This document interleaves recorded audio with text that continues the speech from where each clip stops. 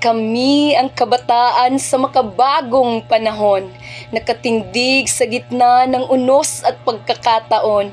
Sa likod ng ngiti at matang tila matatag, may pusong sugatan at pangarap na pilit inaaninag.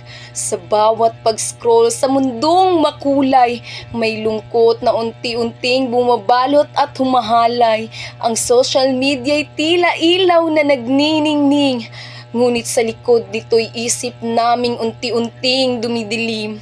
Mga kabataang pilit inaabot ang pamantayan, kahit sarili nawawala sa maling batayan. Sa mundong mabilis at puno ng panghusga, kami napapagod na ring magkunwaring kaya pa. Kaya pa, iyan ang madalas sambitin kahit ang dibdib ay pagod na ang kimkimin. Sa paaralan kami dapat mahusay at matalino, sa tahanan na may kailangang matatag at seryoso.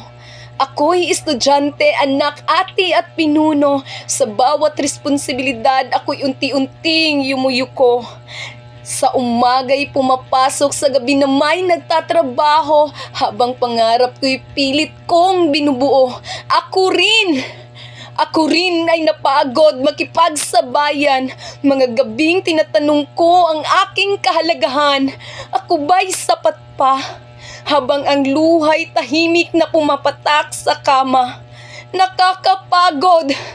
Nakakapagod maging matatag sa panahong mapanghusga, kung saan bawat kilos ay laging may puna. Oo, mahirap mabuhay sa panahong moderno, kung saan ang pagkakamali agad ginagawang biro. Kahit kami, kabataan, ay hindi pa rin susuko. Kahit ang mundo'y laban sa pagkatao, sapagkat kabataan ay hindi lamang pag-asa ng bayan. Kami ang apoy na nagbibigay ng liwanag sa kinabukasan.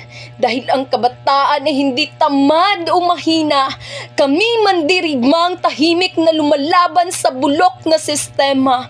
Kaya sa bawat kabataang napapagod lumaban, pahinga kung kailangan, ngunit huwag tuluyang sukuan. At sa makabagong panahong puno ng kaguluhan, kami pa rin ang kabataan ng may tapang at paninindigan, lalaban, babangon at may pananagutan. Kami ang kabataan, hindi magpapatalo sa hamon ng kasalukuyan.